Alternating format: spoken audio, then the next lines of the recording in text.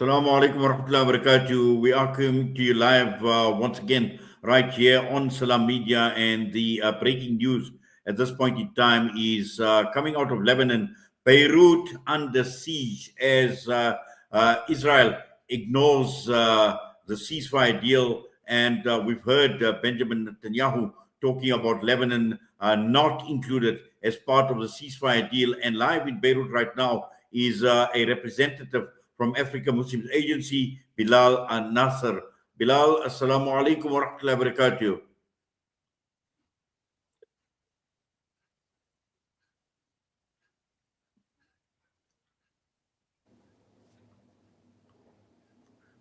Okay, I see on screen, Bilal, assalamu alaikum. Wa alaikum assalam wa rahmatullah. Yes, Bilal, in fact, the breaking news at this point in time is Beirut is under siege. And apparently there is extensive bombing that is taking place. Where are you right now, Bilal? I'm right now in Beirut, one of the cities, one of the streets inside Beirut. It's around like 10 minutes from the city center. Yes, and in fact, we've just heard actually, in fact, during the course of the day, when the ceasefire deal was announced, what is the status as far as Lebanon is concerned? And we've heard Benjamin Netanyahu talk about reserving the right to continue bombing Lebanon at this point in time. So if you could just take us through, because we've heard that Beirut is under siege at this point in time. So I can give you some updates about what happened today and focus on the humanitarian efforts that's happening right now in Beirut and Lebanon. So in the past 40 days, Beirut was one of the green areas in Lebanon. It was like safest area in Lebanon, so that if all displaced people are coming from south or coming from Beqa as going to Beirut to sit on one of the on the shelters that being used as a shelter for the families that displaced to Beirut. So today was different. The situation was different. Beirut was the biggest red zone in the whole country.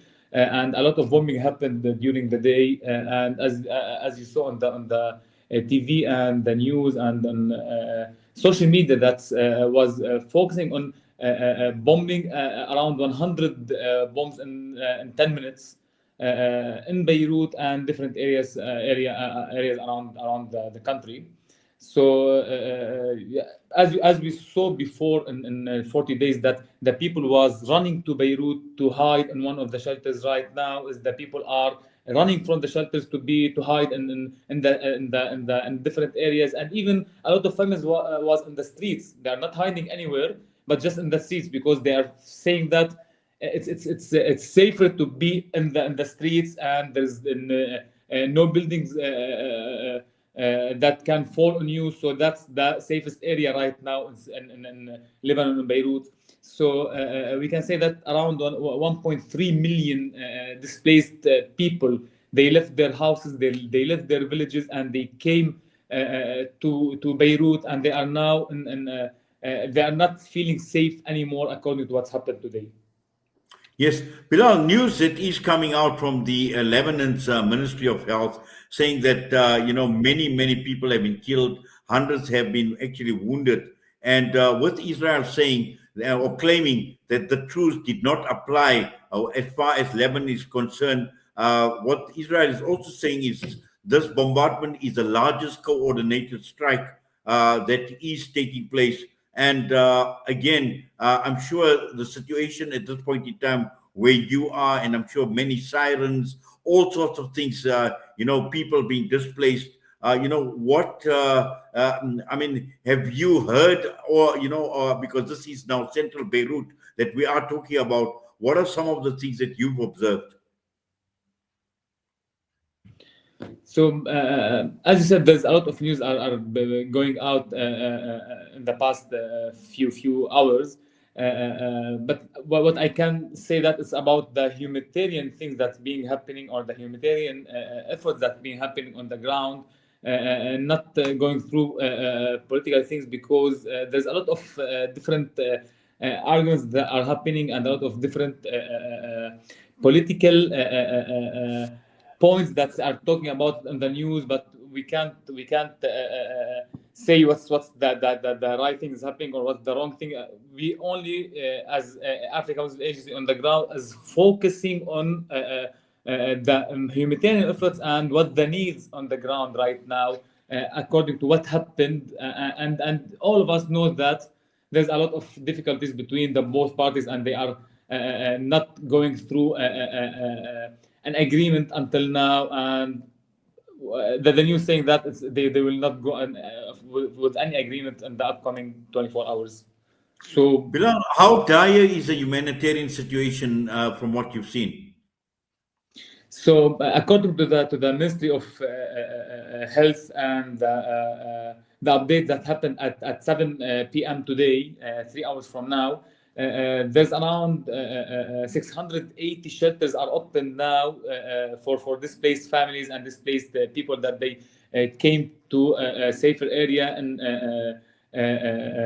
Beirut and Mount Lebanon. And there's around until now there's around 112 people who passed away during according to what happened today, and more than 1,200 of people are injured in the hospitals, and the hospitals is under a big pressure according to the need, and they are asking everybody to be supporting the health sector and supporting with blood donations inside the hospitals. And there's a big pressure. I can see the same situation as happened in the Beirut blast and the explosion in 2020. And a lot of people are saying that what happened in 4 August is being again in 4/8 in 2020 is being repeated today in 8 April. It's same numbers, different days, different explosions happen, subhanallah. And a lot of people are like in the hospitals and the streets and the beside the hospitals. They don't find a place to go to the hospital, subhanallah, right now. Bilal, how are people like yourselves and Africa Muslims Agency coping and dealing with the situation? So, as you know, that in each country there is a big sector that is focusing on determining and getting the basic needs, and they do the need assessment on the ground to check what's happening on the shelters and the people injured and the displaced families, so that they can support them with their needs, and especially on feeding, water, medical.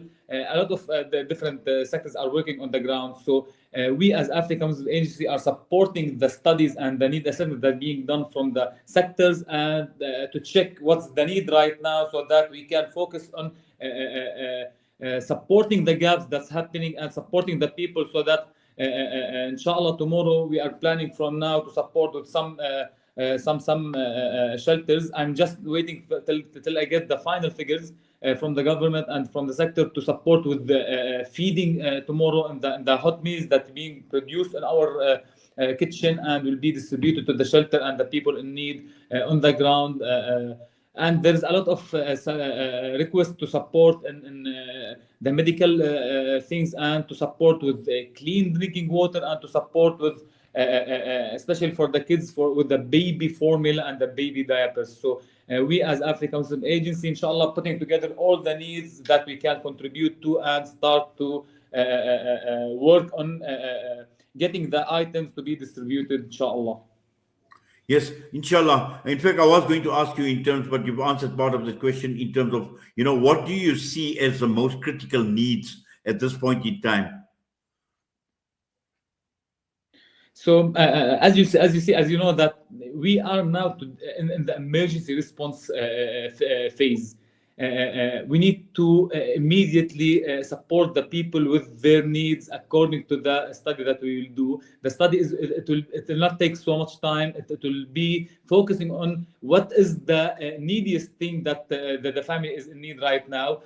In the emergency response, always we focus directly on the feeding and the clean water and the basic needs for the children as much as we can, especially for the people who was living in the places. SubhanAllah, a lot of people, a lot of the basic needs was covered before the what happened today, and we supported the coverage of the basic needs of sleeping mattresses and blankets and pillows. But Alhamdulillah, we supported big shelters on this things, and right now we are focusing on to continue our supporting tomorrow and after tomorrow with the feeding for the families and with the clean water and the baby formula and the baby diaper, inshallah. Bilal, any idea how many people we're talking about that have been displaced and that are in dire need as we speak right now? So the last number that we have right now is 1.3 million people are displaced. There's around 680 shelters, and there's around 400 persons are living inside the shelters.